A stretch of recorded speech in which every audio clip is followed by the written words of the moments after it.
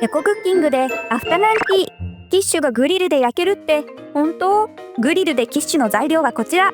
ソーセージは1センチくらいに切って、卵と牛乳と塩は混ぜておいてね。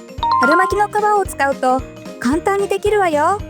春巻きの皮ですか？春巻きの皮を4等分にしてマヨネーズを塗って重ねてね。ココットに敷いてはみ出した部分は中に折っていくわ。具材と卵と混ぜておいた液を入れてね。チーズを乗せてグリルで7分くらい焼いていくわ。火が消えたら3分経ってから取り出してね。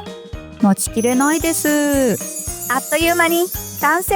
今回のエコポイントは春巻きの皮で簡単に作るグリルで焼き時間を短くだったわね。